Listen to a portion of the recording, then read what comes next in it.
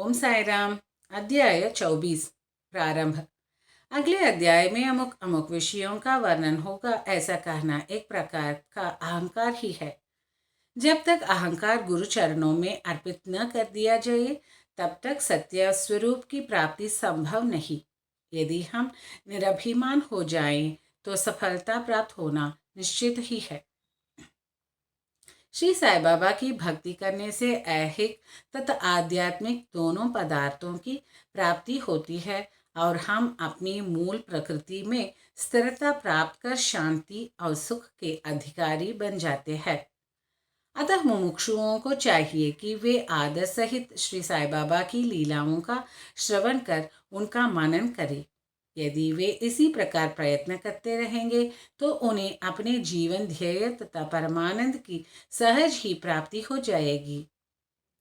प्राय सभी लोगों को हास्य प्रिय होता है, परंतु हास्य का पात्र स्वयं कोई नहीं बनना चाहता। इस विषय में बाबा की पद्धति भी विचित्र थी। जब वह भावनापूर्ण होती तो अति मनोरंजक तथा शिक्षाप्रद होती थी। इसलिए भक्तों को यदि स्वयं हास्य का पात्र बनना भी पड़ता था, तो उन्हें उसमें कोई आपत्ति न होती थी। श्री हेमाडपंत भी ऐसा एक अपना ही उदाहरण प्रस्तुत करते हैं। चना लीला। शिरडी में बाजार प्रति रविवार को लगता है। निकटवर्ती ग्रामों से लोग आकर वहां रास्ते पर दुकानें लगाते और सौदा बेचते हैं। मध्याह्न के समय मस्जिद लोगों से टसाटस भर जाया करती थी, परंतु इतवार के दिन तो लोगों की इतनी अधिक भीड़ होती कि प्रायः दम ही घुटने लगता था। ऐसे ही एक रविवार के दिन श्री हेमाडपंत बाबा की चरण सेवा कर रहे थे। श्यामा बाबा के बाई और वामनराव बाबा के दाहिनी ओर थे। इस अवसर पर श्रीमान बूटी साहब और काका साहब दीक्षित भी वहां उपस्थित थे। तब श्यामा ने हंसकर अन्ना साहब से कहा कि देखो, तुम्हारे कोट की बाह पर कुछ चने लगे हुए से प्रतीत होते हैं। ऐसा कहकर श्यामा ने उनकी बाह स्पर्श की, जहां कुछ चने के दाने मिले। जब हेमाडपंत ने अपनी बाई कोहनी सीधी की, तो चने के कुछ दाने लुढ़क पर कर नीचे भी गिर पड़े, जो उपस्थित लोगों ने भी कर उठाए। भक्तों को तो हास्य का विषय मिल गया और सभी आश्चर्यचकित होकर भांति भांति के अनुमान लगाने लगे, परंतु कोई भी यह न जान सका कि ये चने के दाने वहां आए कहाँ से और इतने समय तक उसमें कैसे रहे। इसका संतोषप्रद उत्तर किसी के पास न था, परंतु इस रहस्य का भेद जानने को प्रत्येक उत्सुक था।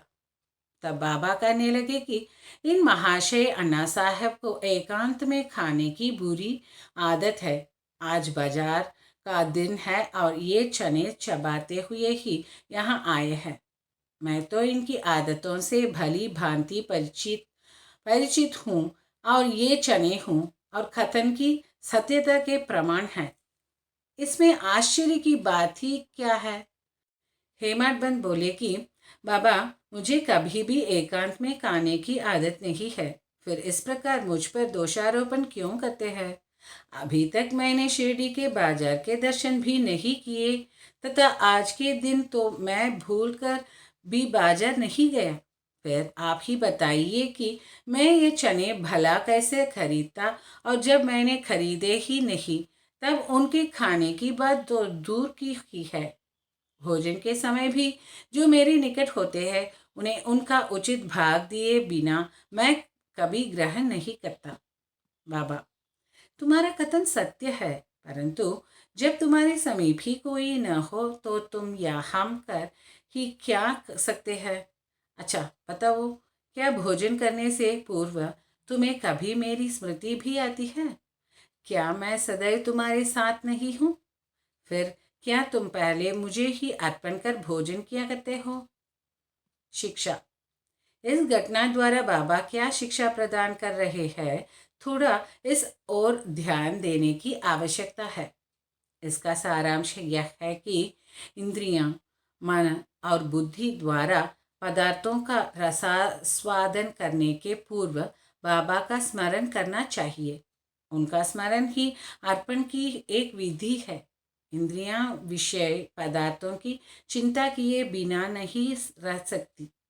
इन पदार्थों को उपभोग से पूर्व ईश्वरार्पण कर देने से उनकी आसक्ति स्वभावतः नष्ट हो जाती है। इसी प्रकार समस्त इच्छाएं, क्रोध और तृष्णा आदि क्रमवृत्तियों को प्रथम ईश्वरार्पण कर गुरु की ओर मोड़ देना चाहिए। यदि इसका नित्याभ्यास किया जाए तो परमेश्वर तुम्हें कुवृत्तियां के दमन में सहायक होंगे। विषय के रसास्वादन उपस्थिति का ध्यान अवश्य रखना चाहिए। तब विषय उपभोग के उपयुक्त है या नहीं, यह प्रश्न उपस्थित हो जाएगा और तब अनुचित विषय का त्याग करना ही पड़ेगा। इस प्रकार कुप्रवृत्तियां दूर हो जाएंगी और आचरण में सुधार होगा। इसके फलस्वरूप गुरु प्रेम में वृद्धि होकर शुद्ध ज्ञान की प्राप्ति होगी। जब इस प्रकार ज्ञान की वृद्धि होती है तो दैहिक बुद्धि नष्ट होकर चैतन्य धन में लीन हो जाती है।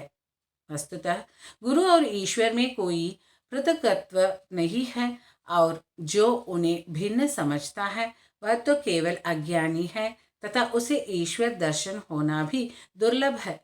इसलिए समस्त भेदभाव को भूलकर गुरु और ईश्वर को अभिन्न समझना चाहिए। इस प्रकार गुरु सेवा करने से ईश्वर कृपा प्राप्त होना निश्चित ही है और तभी वे हमारा चित्त शुद्ध कर हमें आत्मानुभूति प्रदान करेंगे। सारांश यह है कि ईश्वर और गुरु को पहले अर्पण किए बिना हमें किसी भी इंद्रिय ग्राह्य विषय का रसास्वादन नहीं करना चाहिए। इस प्रकार अभ्यास करने से भक्ति में उत्तरोत्तर वृद्धि होगी। फिर श्री साईं बाबा की मनोहर सगुण मूर्ति सदैव आंखों के सम्मुख रहेगी, जिसके भक्ति, वैराग्य और मोक्ष की प्राप्ति शीघ्र हो जाएगी। ध्यान प्रगाढ़ होने से क्षुधा और संसार के अस्तित्व की विस्मृति हो जाएगी और सांसारिक विषयों का आकर्षण स्वतः नष्ट होकर चित्त को सुख और शांति प्राप्त होगी। सुदामा की कथा। उपर्युक्त घटना का वर्णन करते करते हेमाड पंत को इसी प्रकार की सुदामा की कथा की याद आई, जो ऊपर वर्णित नियमों की पुष्टि करती है। श्री कृष्ण अपने ज्येष्ठ भ्राता बलराम तथा अपने एक सहपाठी सुदामा के साथ सांदीपनी ऋषि के आश्रम में रहकर विद्यायन किया करते थे। एक बार कृष्ण और बलराम लकड़ियां लाने के लिए वन गए। सांदीपनी ऋषि की पत्नी ने सुदामा को भी उसी कार्य के निमित्त वन भेजा तथा तीनों विद्यार्थियों को खाने को कुछ चने भी उन्होंने सुदामा के द्वारा भेजे। जब कृष्ण और सुदामा की भेंट हुई तो कृष्ण ने कहा, दादा मुझे थोड़ा जल दीजिए, प्यास अधिक लग रही है। सुदामा ने कहा, भूखे पेट जल पीना हानिकारक होता है, इसलिए पहले कुछ देर विश्राम कर लो। सुदामा ने चने के संबंध में न कोई चर्चा की और न कृष्ण को उनका भाग ही दिया। कृष्ण थके हुए तो इसलिए सुदामा की गोद में अपना सिर रखते ही वे प्रगाढ़ निद्रा में निमग्न हो गए। तभी सुदामा ने अवसर पाकर चने चबाना प्रारंभ कर दिया। इसी बीच में अचानक कृष्ण पूछ बैठे कि दादा तुम क्या गा रहे हो और यह कड़कड़ की ध्वनि कैसी हो रही है। सुदामा ने उत्तर दिया कि यहाँ खाने को है कि क्या, मैं तो शीत से कांप रहा हूँ और इसलिए मेरे दांत खटखट बज रहे हैं। देखो तो मैं अच्छी तरह से विष्णु सहस्रनाम भी उच्चारण नहीं कर पा रहा हूँ।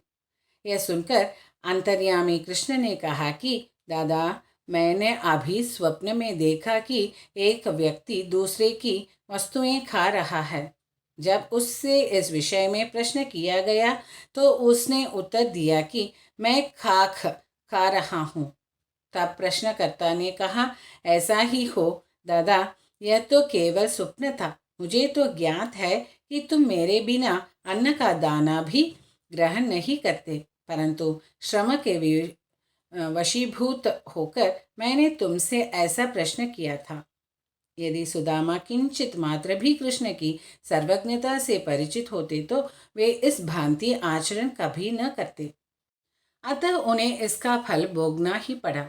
श्री कृष्ण के लंगोटिया मित्र होते हुए भी सुदामा को अपना शेष जीवन दरिद्रता में व्यतीत करना पड़ा, परंतु केवल एक ही मुट्ठी रूखे चावल अथवा पोहा जो उनकी स्त्री सुशीला ने अत्यंत परिश्रम में उपार्जित किए थे, भेंट करने पर श्री कृष्ण जी बहुत प्रसन्न हो गए और उन्हें उसके बदले में स्वर्ण नगरी प्रदान कर दी।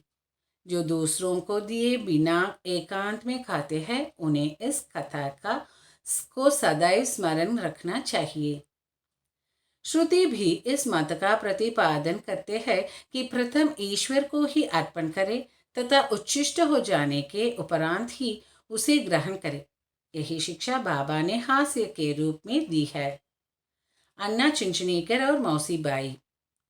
अब श्री हेमाडपंत एक दूसरी हास्यपूर्ण कथा का वर्णन करते हैं जिसमें बाबा ने शांति स्थापन का कार्य है।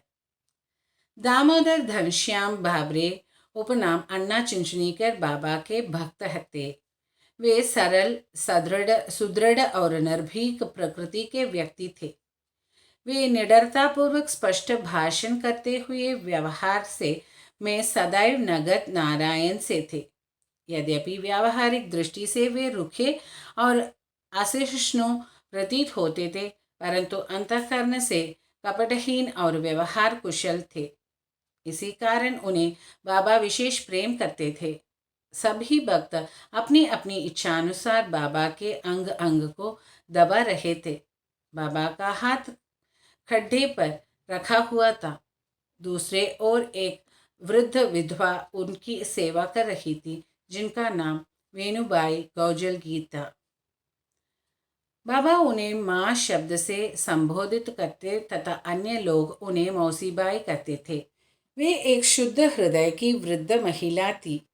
वे उस समय दोनों हाथों की अंगुलियां मिलाकर बाबा के शरीर को मसल रही थी। जब वे बलपूर्वक उनका पेट दबाती तो पेट और पीठ का प्रायः एकीकरण हो जाता था। बाबा भी इस दबाव के कारण यहाँ यहाँ सरक रहे थे। अन्ना दूसरी ओर सेवा में व्यस्त थे। मौसीबाई का सिर हाथों की परिचालन क्रिया के साथ नीचे ऊपर हो रहा था। जब इस प्रकार दोनों सेवा में जुटे थे तो अनायास ही मौसीबाई का मुख अन्ना के अति निकट आ गया। मौसीबाई विनोदी प्रकृति की होने के कारण ताना देकर बोली कि यह अन्ना बहुत बुरा व्यक्ति है और यह मेरा चुंबन करना चाहता है।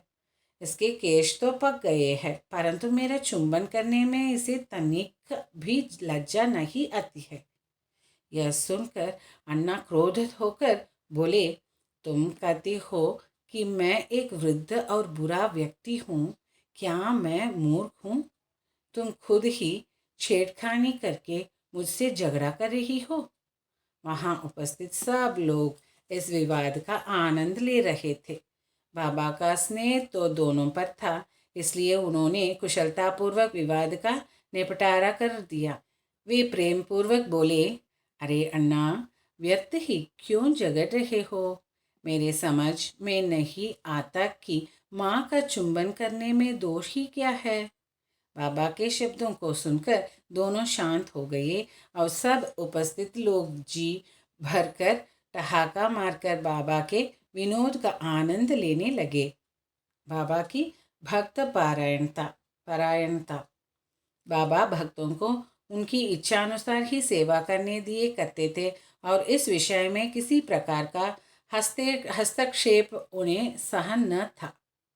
एक अन्य अवसर पर मौसीबाई बाबा का पेट बलपूर्वक मसल रही थी, जिसे देखकर दर्शकगण व्यग्र होकर मौसीबाई से कहने लगे कि माँ, कृपा कर धीरे धीरे ही पेट दबाओ।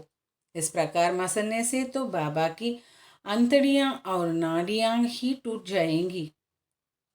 वे इतना कभी न पाए थे कि बाबा अपने आसन से तुरंत उठ बैठे और अंगारे के समान लाल आंखें कर क्रोधित हो जाए गए। साहस किसे था जो उन्हें रोके? उन्होंने दोनों हाथों से सटके का एक छोर पकड़े, नाभि में लगाया और दूसरा छोर जमीन पर रख उसे पेट से धक्का लेने देने लगे। सटका लगभग 2 या 3 फुट लंबा था। अब ऐसा प्रतीत होने लगा कि वह पेट में छिद्र कर प्रवेश कर जाएगा। लोग शोकित एवं भयभीत हो उठे कि अब पेट फटने ही वाला है।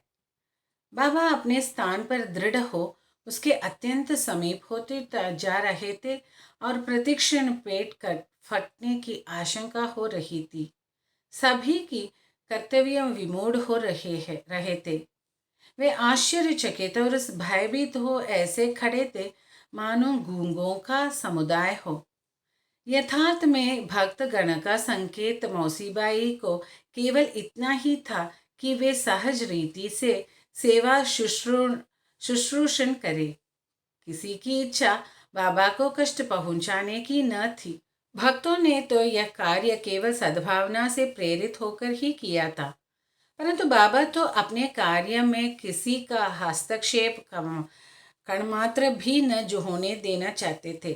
भक्तों को तो आश्चर्य हो रहा था कि शुभ भावना से प्रेरित कार्य दुर्गति में परिणत हो गया और वे केवल दर्शक बने रहने के अतिरिक्त कर ही क्या सकते थे। भाग्यवश बाबा का क्रोध शांत हो गया और सटका छोड़कर वे पुनः आसन पर विराजमान हो गए। इस घटना से भक्तों ने शिक्षा ग्रहण की कि अब दूसरों के कार्य में कभी भी हस्तक्षेप न करेंगे और सबको उनकी इच्छानुसार ही बाबा की सेवा करने देंगे। केवल बाबा ही सेवा का मूल्य आंकने में समर्थ थे। श्री सद्गुरु साईनाथ अर्पणमस्तु। शुभम भवतु। ओम साई राम। जय साई राम।